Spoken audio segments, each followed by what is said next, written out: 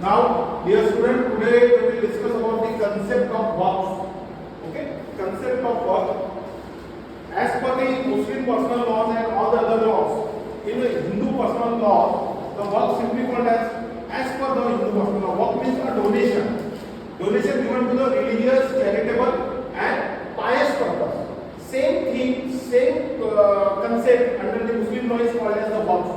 Waqf simply called as a permanent dedication by the property by the owner for the purpose of religious, charitable and pious purpose. Okay, a permanent dedication क्या होता है कि भाई suppose I am the rich person and I want to dedicate or I want to donate my property for the religious purpose. अब religious purpose को अगर मैं bifurcate करूँ तो it is a difference between the religious means by building the masjid, building the mosques, dargah, Eidgah, this is called as the religious. Charitable means for the university, for the colleges and for the schools. Okay, and pious purpose means I am donating the things for the orphan homes, old age home. Okay, these are the bifurcation of religious, charitable and pious purpose. Okay, so main intention behind the waqf is that to acquire the status in the eye of the God. I am a dedicator, I am a donor for the whom the poor person in the society. Okay, so it is called as the waqf. Waqf simply called as a donation of the property, whether it is the movable or the immovable doesn't matter, but the donation of the property from the one person to the other society's person for the purpose of to uplift that particular person in the livelihood. उनका एक दर्जा सुधारने के लिए, उनको एक छोटी सी help के लिए जो प्रॉपर्टी डेडिकेटेड की जाती है उसको क्या बोला जाता है? वक्फ बोला जाता है. Okay, there are the some point under the waqf. First of all है कि who create the waqf, who create the waqf. Second उसने बोला है for whom the waqf is created. Okay, subject matter क्या आएगा वक़्फ में. ओके, फोर्थ में बोला गया है उन्होंने कि what is the object of the waqf का ऑब्जेक्ट क्या रहेगा. And finally creation of waqf. Okay, the waqf creation divided into the five different category. To who create the waqf. अब वक़्फ कौन देगा, प्रॉपर्टी डोनेट कौन करेगा. तो सबसे पहले है the person who is a Muslim. Okay, the person who is a Muslim first. Second one, the person who is a sound mind. Third, the person who is a major. Okay, and the person, the owner of the property. Okay, this is the four category. First one, he should be the Muslim. Second one, he should be the sound mind. Third one, he should be the major. And fourth, he should be the owner of the property. Okay, who can create a work? ये चार लोग work create कर सकते हैं. Okay, to whom? अब किसके लिए आप डोनेशन कर रहे हो? तो first of all poor. Okay, second poor और रिच बोथ. ओके, पहले तो जो मेरा डोनेशन रहेगा, my purpose of the work is that to donate my property toward the poors.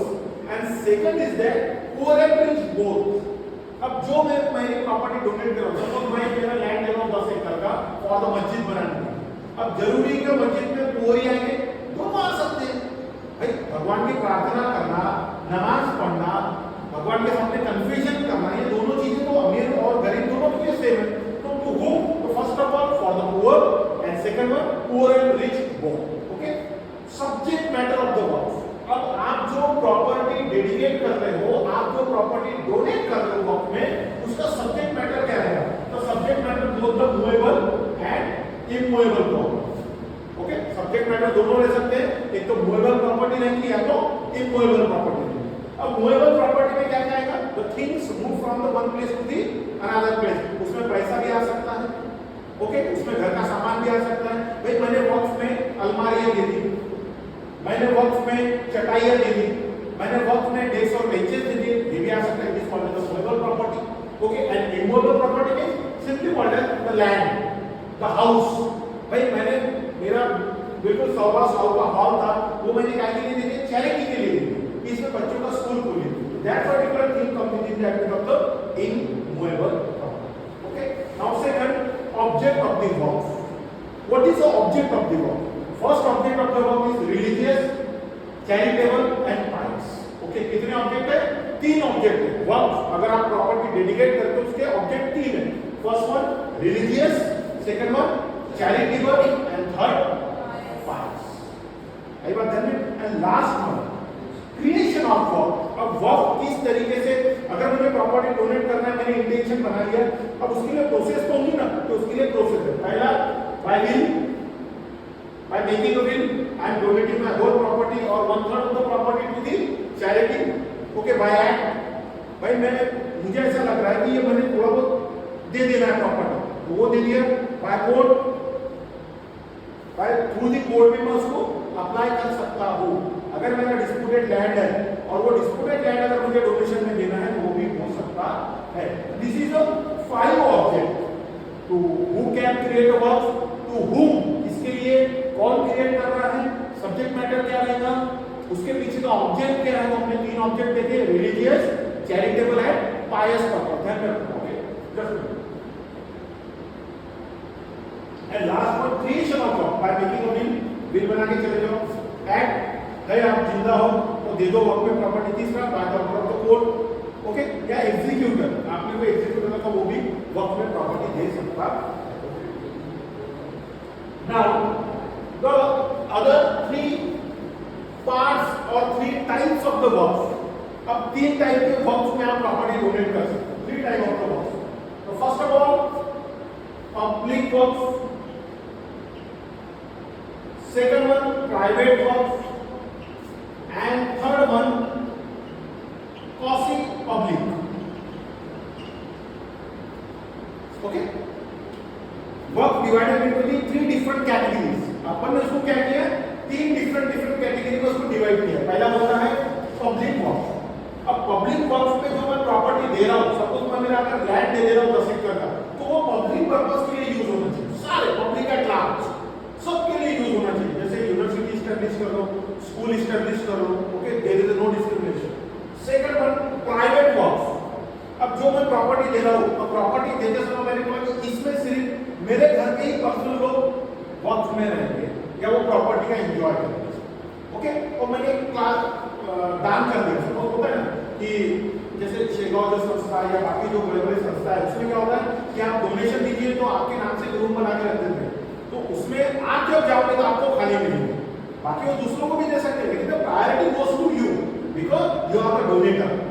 तो same thing happen in the work. If वर्क related to the private, तो private is called as the personal, वो आप personal अपने use के लिए work करते हो, ओके। थर्ड में उसने बोला है क्वासी पब्लिक।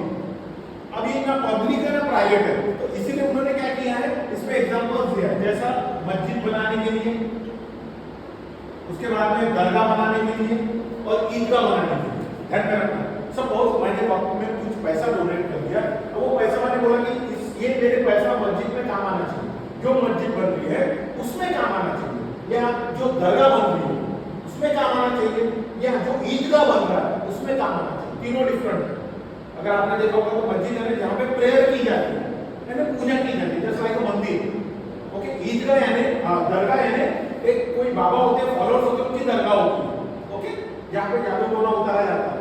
तीसरा ईदगाह आता है। ईदगाह यानी जैसे इन हिंदू रिलीजन हम क्या कहते हैं, पितर मनाते हैं, बूढ़े जो हमारे एक्सपायर हो चुके उनको हम खाना देते हैं ना, वैसे ही ईदगाह में जाके क्या होता है, उनके लिए नमाज पढ़ी जाती है। तो ईदगाह आपने देखा कभी गांव से गुजर के एक दीवार जैसा बना होता है, उसको 2 पिलर रहेंगे और दीवार जैसा बना होता है, it is called as the Eidgah, okay. That place to remember your follower means ancestor. आपके जो एंसेस्टर है उसको जब आप रिमेंबर करते हो on a particular specific day, it is called as, that place is called as the Eidgah, okay. अब ये तीनों बनाने के लिए जब आपका पैसा यूज होता है उसको क्या बोला जाता है, क्वासी पब्लिक वर्क्स, ओके। तो हमने वर्क को किस में डिवाइड किया है, 3 कैटेगरी में। पहला बोला है public, public means public at large, जो भी मेरा पैसा है वो किसको यूज होगा, पब्लिक एट लार्ज। दूसरा बोला है प्राइवेट, जो मैं पैसा दे रहा हूं वो यूज कीजिए, लेकिन उसमें अगर मेरे कोई ब्लड रिलेटिव आते तो उनको प्रेफरेंस दें। थर्ड वन क्वासी, क्वासी में ऐसा बोला है कि ना ये पब्लिक है ना प्राइवेट है, इसीलिए इफ कहीं अगर मस्जिद बन रही तो उसमें हमारा डोनेशन दे दीजिए, कहीं दरगाह बन रही, ईदगाह बन रही, उसमें हमारा डोनेशन दे देना है। पब्लिक में आप स्कूल्स डाल सकते हो, कॉलेज डाल सकते हो, यूनिवर्सिटीज डाल सकते हो। It is called as the types of work. ये क्या होगा, वर्क के टाइप्स होंगे, okay, public, private and quasi. Got it, okay. And this is the creation of work. Who create the work, from whom the work has been created. Okay, what is the object of the work? Subject matter of the work and creation. कैसा work बनेगा? तो making a will, making a act and the intervention of the code. Okay, this is called as the work.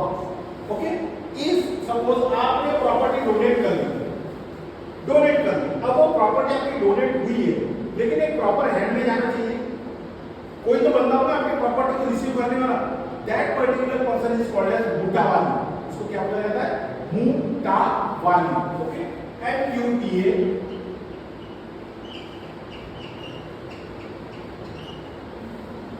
MUTA mutawalli is a person is called as a manager. उसको क्या बोला जाता है? Manager. He received your property, ये आपने property को receive करेगा और जो पर्पस के लिए आपने प्रॉपर्टी डोनेट किया है वो पर्पस में आपके प्रॉपर्टी को क्या करेगा? वो यूटिलाइज करेगा। ओके, तो mutawalli is a person simply called as the manager of the property और the protector of the property. वो आपकी प्रॉपर्टी का प्रोटेक्टर है। And who appointed mutawalli? The mutawalli appointed through the himself the donor. उसको डोनर पे appoint कर सकता है, उसको एग्जीक्यूटिव पे अपॉइंट कर सकता है, उसको कस्टम के थ्रू भी अपॉइंटमेंट किया जा सकता है, या उसको वर्क बोर्ड पे अपॉइंट कर सकता है। उसको चार तरीके से अपॉइंट किया जाता है। पहला, जो प्रॉपर्टी दे रहा है वो अपॉइंट करेगा। दूसरा, वर्क बोर्ड अपॉइंट करेगा। तीसरा, एग्जीक्यूटिव अपॉइंट करेगा। और चौथा, जो रिलीजियस चलते आ रहा है, जैसा भाई मैं मैनेजर था तो मेरा बेटा होता है तो वो मैनेजर बनेगा, तो custom is also appointed the mutawalli. Okay, mutawalli को क्या बोला जाता है? Manager. He is simply the manager of the work property. And what is the duty of the मुटावाली? To maintain the work property. Work property को उसने maintain करना है।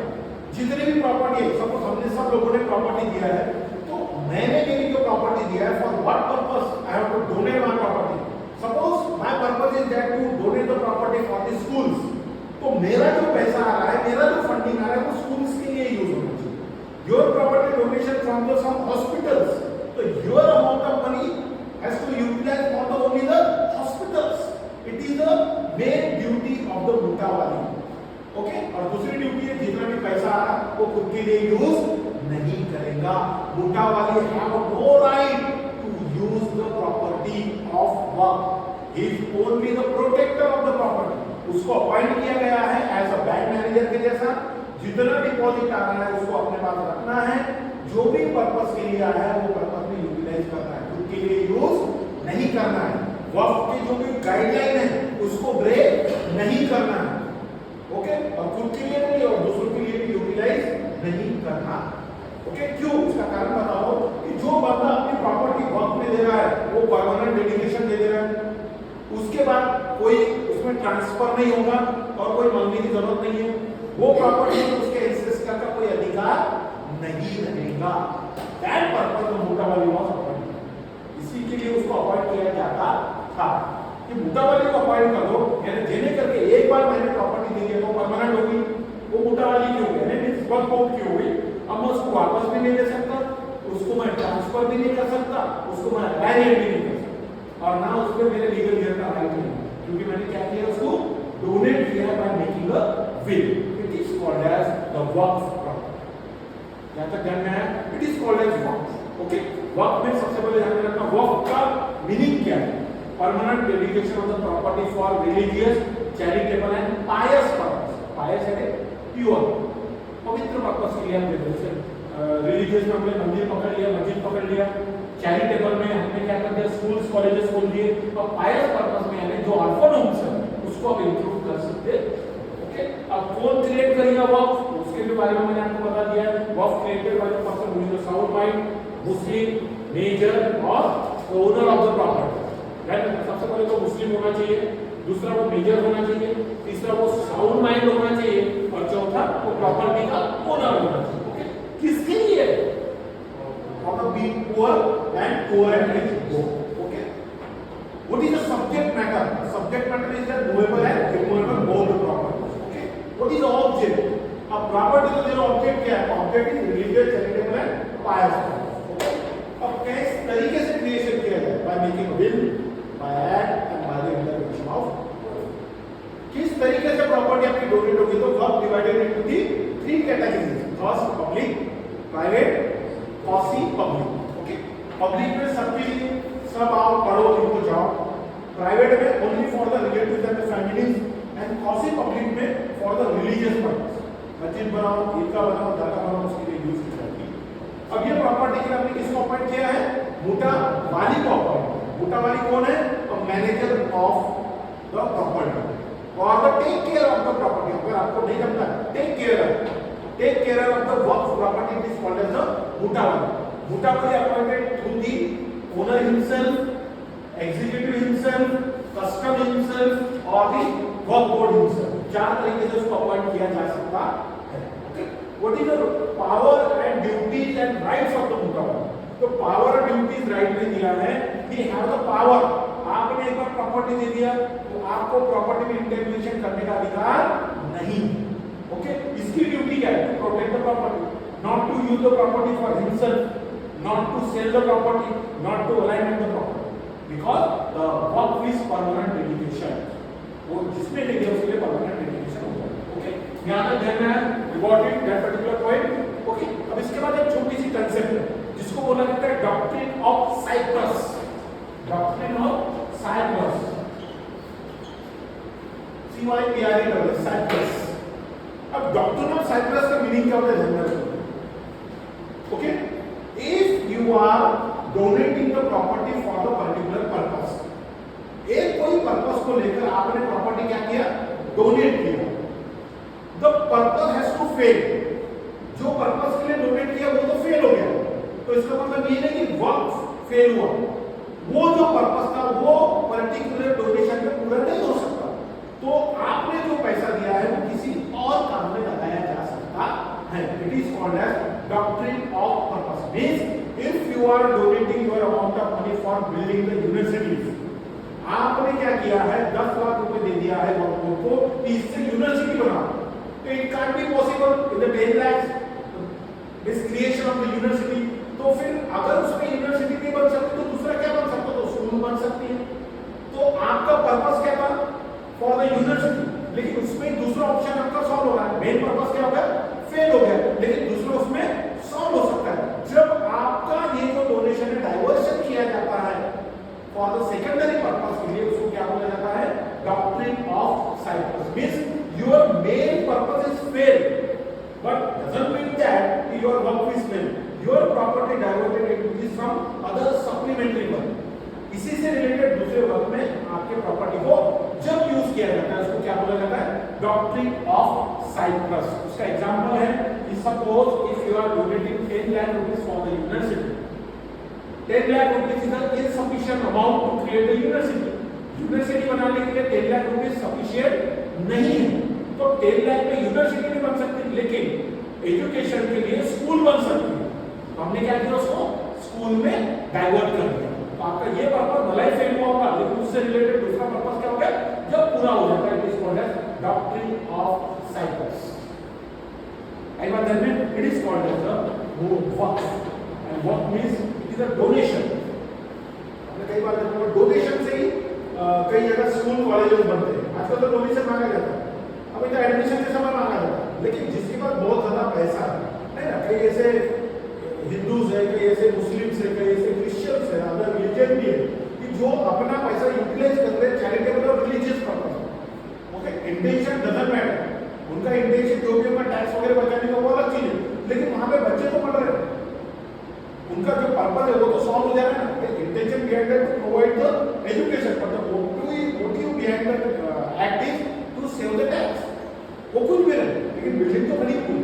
It is called as the work, and this is the way how to create your work property. Okay, तो एक बार property दे दिया उसके बारे में आपको सोचना नहीं, वो फिर वर्क सोचे।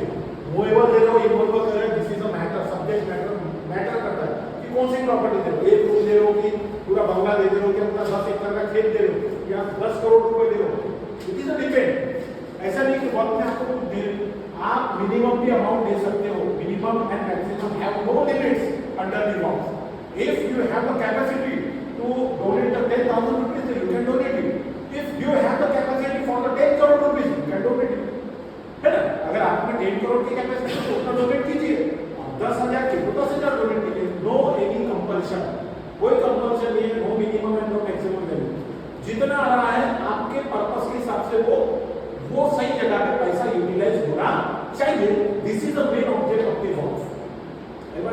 it is called as a work.